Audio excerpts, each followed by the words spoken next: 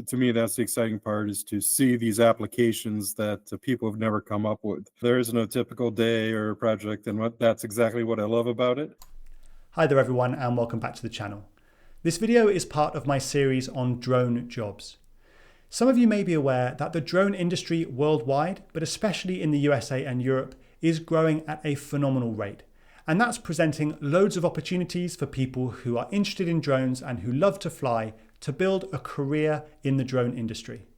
In this video series, I'm going to be talking to a wide range of different people who work in the drone industry to give you an idea of the variety of backgrounds, skills, roles, and job opportunities that exist in this space. If you're someone who's looking to change jobs or someone who's just getting out of education and looking to take on their first role, then I hope this video will be interesting for you and give you an idea of the career opportunities that exist in the drone space. If you're someone who already works in drones and you'd like to talk to me about what you do day to day and make a video like this, then I would love to hear from you and I would love to talk to you. Please check out the links down in the video description and fill out a form and I'll be in touch. Now, without further ado, I'm excited to talk with Doug from Modovolo. Can you start by introducing yourself, your name, the company, and what your job title actually means that you do day to day? Okay, yep. My name's Doug Hill. I'm the Chief Operating Officer of a drone startup company called Modovolo. We're located in central New York. At the same time, I'm also CEO of a company called Sparrowhawk Air Associates. We do drone missions, anything from site surveying, photography, multispectral, multimodal, farmland, stuff like that. Wide variety of that. Previous to taking the job at COO, I was a associate professor at a college called Lemoyne College, where we put together a drone training program and taught about 75 people, got them their Part 107s. And was that how you first got into drones, doing the Part 107 training? No, I got into drones in 1981, back when they called drones model airplanes. So I've been doing this for a very long time. So it's kind of amusing that the rest of the world caught up 20 years later. A lot of the basic aerodynamics are the same. The flight controls have got nothing but better, but I've been in it a long time. So it hasn't always been my full-time job. I was in IT and software development for 30 years. And so now I'm kind of going back to where I started. And what was the moment when you first realized that your love of RC drones and RC model aircraft, you could turn that into a career? When did you first have that thought? That was probably about 5-6 years ago, when in the US the Part 107 started to get developed. It was hey, people are starting to get serious about that. The cost of the hardware and the equipment came down. You started to get a industry built around the potential of doing things commercially. Pretty much the career path kind of started to emerge when we saw that the regulators were getting serious about it, and it was a little bit more than just going out and flying something in your backyard. And so now that you're working with Modovolo, what is a typical day or a typical project like for you? There is no typical day or project, and that's exactly what I love about it. Everything's a little bit different. So one day we could be sitting down doing CAD design. Most of the components on our drones are 3D printed, so we could be troubleshooting some 3D printing issues, going out doing flight tests, meeting with customers, doing the odd interview. So you can get outside, and I mean, currently today it's 30 degrees Fahrenheit, about, I think that's 0 Celsius. So we'll be out flying the drone. So that's what makes it fun and exciting. And the point I'd probably get across to folks is the drone industry is only about 10% flying. Everybody's like, hey, I'm going to get into drones, I'm going to be a pilot. Well, Yeah, that's great when you first start, but that's not where the industry is going at all. So, um, the days of putting people out in the farm fields to watch a drone go back and forth are going to be fairly limited, I think. So, you're always going to need to have some basic flying skills, but especially the more commercial systems are going to be, computerized, monitored from a bank of computers, flight controls, you got radars tracking, drone motions for BV loss, all that stuff. So, I've had a lot of students come through thinking that, hey, I'm just going to go out and I'm going to be in the field every day, hands on stick and throttle, flying around, and it's becoming much less of that. You know, That's sort of why I wanted to do this video series and talk to people like yourself, is because I kind of want people to know that there's so many different jobs and roles in the drone industry, and as you say, it's not all just flying drones, mhm. although you still have to have flying skills if you're gonna go out and operate drones, but Yep. it's all the engineering and operations behind, and the development of the drones that there are people who do that all day every day. That might be a job that people prefer rather than necessarily just flying all day every day. Obviously it's different jobs for different people, right? What would you say is the most difficult part of what you do, and what would you say is the favorite part, the most enjoyable part? Probably the most difficult part is keeping up with the regulations and making sure that all the flying is done consistently, that the vehicles meet the requirements. You have to have things like flight plans and logs and maintenance, and there's a whole level of overhead, which as we go into BV loss in the United States beyond visual line of sight is really just only going to intensify. My favorite part of the job is like this morning, I met with a local fire department. They had a specific mission requirement, and one of the nice things about the Modovolo drones is we have a modular payload system, which is quickly changing. So we were talking about flying out over a lake, dropping, a small, personal vest, radio, stuff like that. So just really, to me, that's the exciting part, is to see these applications that people have never come up with. I was involved with a group last summer that was actually using a drone to fly around people's properties to detect beehives. Oh Uh, wow. and because they get like insect infestations and they don't know where they are. They had a church with a steeple which was probably, I would guess, 6 or 8 stories tall, and to get up there and to look for the bees with a ladder would have been dangerous if nothing else.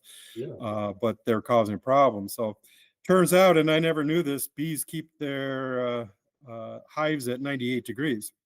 Oh wow. Yeah, So it's hot. we were able to put together a quick profile, go around the church steeple, and use infrared and pinpointed the bees exactly.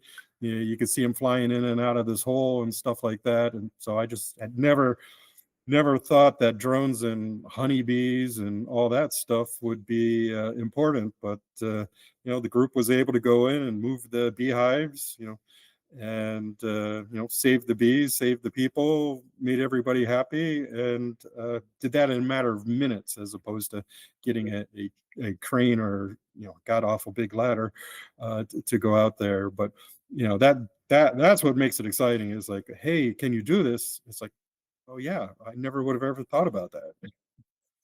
Yeah, but you've got the capability. So for the job that you do, what would you say are kind of the key skills or the key background that you have that allows you to do this role? So it would be engineering management and software development. The software industry, over the past 30 years that I've been involved, has become as much integration of different software packages as it is just coding up things. So especially with software as a service and things like that. A lot of the job is more integration, and it's really the same thing with the drone. Is how do we integrate a physical asset into a data collection system? Drones are primarily sensor platforms, and sensor platforms collect data.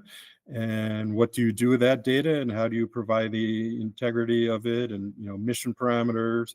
If it's measuring a farm field or search and rescue, you're just really flying a sensor platform. And so the focus is usually on what is it I'm trying to accomplish, how do I do the data. And as I said before, only 10% of the drone is flying. It's like, so you've flown a drone around a farmer's field for 4 or 5 hours, then you got to bring it back and you got to do all the ground processing and the data and the mapping and the customer engagement and the technical writing and all these things that people like who think drones are just the FPV community, which I know you guys are close to, don't really think about. Is flying is just to get data. What you do with that data, how you present it and use it, is the true value of the product. And so we try to balance all those things, integrate software systems with the payloads and the physical capacity of the drones. So, and thank you for that. It's a really great summary of the skills that you have, and also I think looking at drones in a slightly different way, as like a means to an end, as a tool, rather than as where the flying or the building of the drone or anything is the main focus. It's actually the data that you can collect from it, which is so what advice would you give someone who is maybe coming from a similar background as you, so lots of experience in that kind of software engineering, software development space, and someone who's looking to do something similar to what you do? What advice would you give them?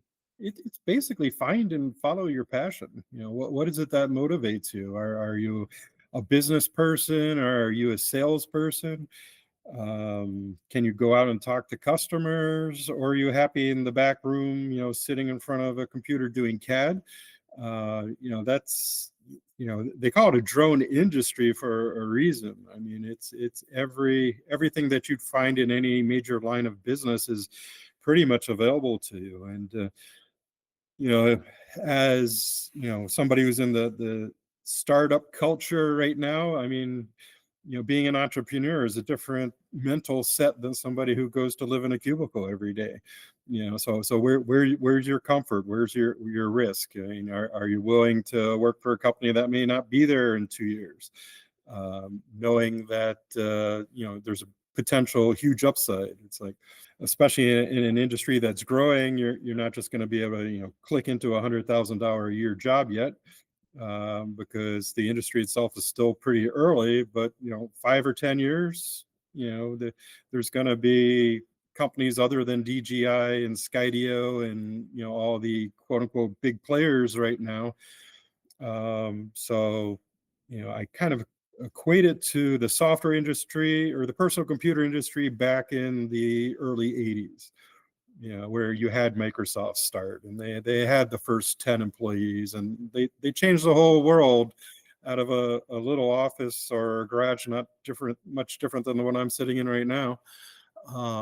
And they revolutionized the world. So that's the potential of the industry and where we go. I think the other thing is that it's good to know that the drone industry is going to be here in 20 years or 30 years. So if you're just starting out in your career, like you say, the big players might have changed, but the drone industry is still going to exist in 20 or 30 years time, and you can build a career in it, even if you may not finish at the same company that you started at. It's so if someone's already into drones, as you were, into like drones or RC planes or other vehicles, what would you say is the first step towards turning that into a job? If I was just, looking to say, hey, what is this industry about? I would probably go to like a big trade show and just see the variety of stuff. I just recently came back from one in Las Vegas, and there were thousands of drones and, hundreds of different applications and all these people to talk to. And, I think the drone industry itself is in a talent acquisition curve. We need good people. It's starting to align. The money's starting to flow. The investors are starting to be interested in that. So, that would be probably a quick way to engage.